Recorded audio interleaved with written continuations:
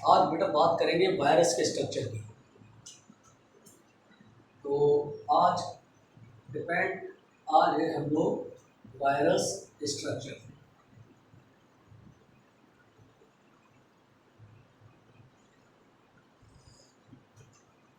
Virus के structure में सिर्फ दो चीज़ें होती हैं, एक तो जेनेटिक मैटर, एक होता है जेनेटिक मैटर और एक होता है प्रोटीन। इसे आप प्रोटीन कोड कह सकते हैं। अगर एक सिंपल स्ट्रक्चर वायरस का बना है तो ये एक प्रोटीन कोड है, ये अलग शेप का हो सकता है, ये एक प्रोटीन कोड है बाहर का, और इसके अंदर ये जेनेटिक मैटर। सिंपल स्ट्रक्चर होता है वायरस का ऐसा। ये एक हमने आपको टिपिकल स्ट्रक्चर वायरस का बताया, इनमें ये दो चीज़ें होती हैं। ये जो प्रोटीन कोड है, इसका काम होता है, ये इस जेनेटिक मैटर को प्रोडक्शन देता है। जब तक ये जेनेटिक मैटर इस प्रोटीन कोड के अंदर है, वायरस काम का है, एक्टिव है। और जैसे ही ये प्रोटीन कोड टूटा और जेनेटिक मैटर बाहर एक्सपोज हो गया इन्वायरमेंट में, वायरस डैमेज। अब इसके अगर आप, जैसे अभी मैंने बताया, इसके अगर हम स्ट्रक्चर की बात करें तो इसके स्ट्रक्चर में दो चीज़ें होती हैं। एक हम बात करते हैं आपके जेनेटिक मैटर की, ये वाला जो हमने यहाँ बनाया है अंदर। अब ये जो जेनेटिक मैटर होता है, इस जेनेटिक मैटर में वायरस में या तो डीएनए होगा और आरएनए होगा, दोनों नहीं हो सकते।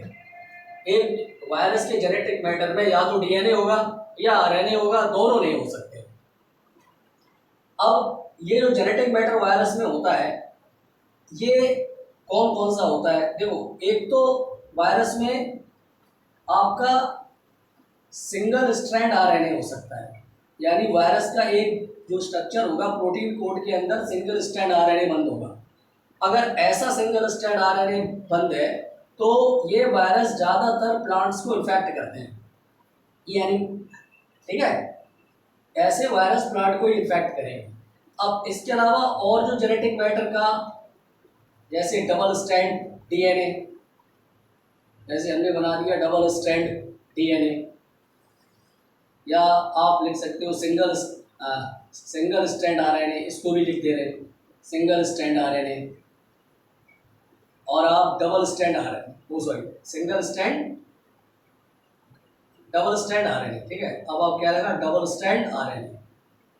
तो ये जितने भी ये तीनों मैटर हैं, ये अगर ऐसा वायरस है जिसके अंदर ये तीनों मैटर है, ये तीनों आपके एनिमल को इन्फेक्ट करेंगे। ये तीनों आपके एनिमल को इन्फेक्ट करेंगे, ठीक है। प्लांट को सिर्फ सिंगल स्ट्रैंड आरएनए इन्फेक्ट करता है। जब ये वायरस किसी लिविंग सेल के कांटेक्ट में आता है तो प्रोटीन कोड का कोई काम नहीं है, ये अपने जेनेटिक मैटर को ही उस लिविंग सेल के अंदर डाल देता है, और यही जेनेटिक मैटर इन्फेक्शियस होता है। इसी जेनेटिक मैटर से वायरस का इन्फेक्शन होता है। अब आ जाओ इधर प्रोटीन।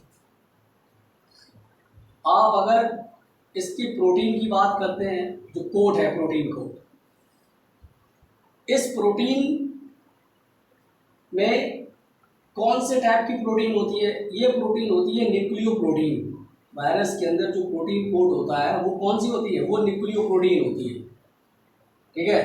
और जो वायरस का कोड है, ये जो वायरस हमने कोड बनाया, इस कोड को हम लोग नाम देते हैं कैप्सिड।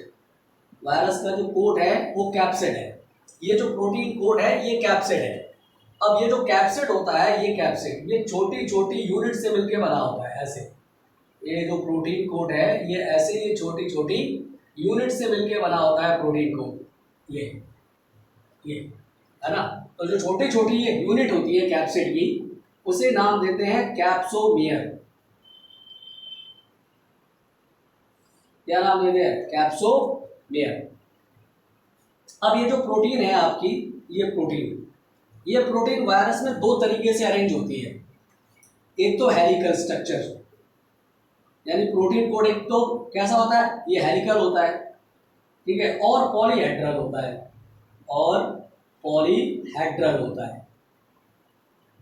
कैसा होता है? पॉलीहेड्रल। यानी हम आपको बताएं, अगर आप वायरस का स्ट्रक्चर देखते हैं तो ये एक स्ट्रक्चर हमने बना दिया, ये ऐसा, ये पॉलीहेड्रल होता है, ये प्रोटीन कोड पॉलीहेड्रल है, और इस पे यानी ये कैप्सिड है, ये जो हमने पॉलीहेड्रल बनाया है ये कैप्सिड है, और इस कैप्सिड पर जो कैप्सोमियर होते हैं वो इस तरीके से ये अरेंज होते हैं, ये ऐसे, ये वायर, ये पॉलीहेड्रल है, इस पे ऐसे ये कैप्सोमियर्स, इस पे बहुत सारे ये अरेंज होते हैं ऐसे, ठीक है। और यहाँ पर इसके अंदर इसका जेनेटिक मैटर होता है, जेनेटिक मैटर। तो ये वाला जो है ये आपका पॉलीहेड्रल है, ये पॉलीहेड्रल प्रोटीन कोड है वायरस का, ठीक है, ये आपके वायरस का पॉलीहेड्रल प्रोटीन कोड है, ठीक है। अब अगर हेलिकल आप देखना चाहें तो ये ऐसा अरेंज होता है हेलिकल, ये कैप्सिड ऐसा होता है हेलिकल, ऐसा, ये हेलिकल ऐसा अरेंज होता है, और ये ही जो स्ट्रक्चर है ये छोटी छोटी यूनिट से बना हुआ है, यहाँ भी ये आपका कैप्सुमियर, और ये इसके अंदर इसका जेनेटिक मैटर, तो ये हेलिकली अरेंज है, ये हेलिकली अरेंज, ये हेलिकल प्रोटीन कोड है,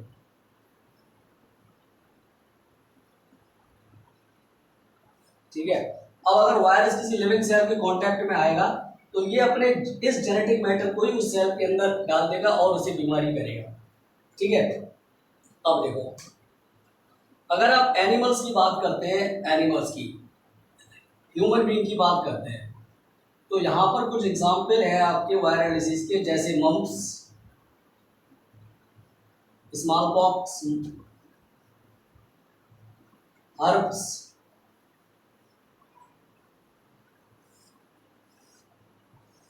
मम्प्स में ये कानों के पास यहाँ पर पेन होता है, स्मॉल पॉक्स आपको पता ही होगा, जो जैसे छोटे छोटे दाने निकल आते हैं बॉडी में, ये हर्प्स होता है ना।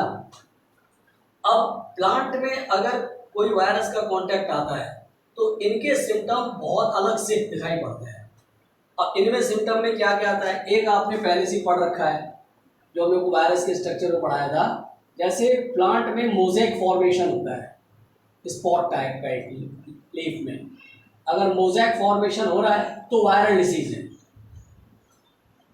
लीफ कर्ल हो रही है, मुड़ जा रही है, तो ये वायरल डिसीज है। अब जो लीफ में जो वेन होती हैं वो अगर येलो हो रही है, वेन का मतलब है जैसे ये लीफ है तो लीफ में अगर ये वाली जो वेन होती है, एक ये सब वेन है, ये वेन अगर येलो हो रही है, ठीक है, ये अगर येलो हो रही है तो वायरल डिसीज है। या लीफ में ये वेन है ही नहीं, जो वेन है वो आपकी क्लियर हो चुकी है, ठीक है, तो भी वायरल डिसीज है। इसके अलावा प्लांट की ग्रोथ अगर स्टंटेड हो रही है, रुक जा रही है, प्लांट की ग्रोथ बढ़ी नहीं पा रही है, अब अगर मान लो ग्रोथ नहीं हो पा रही है तो क्या होता है, प्लांट कैसा हो जाता है, डॉर्फ, प्लांट कैसा हो जाता है, डॉर्फ। तो ये सारे सिम्टम आपके वायरस की वजह से है। तो ये वायरस का स्ट्रक्चर समझ में आ गया होगा आप लोग।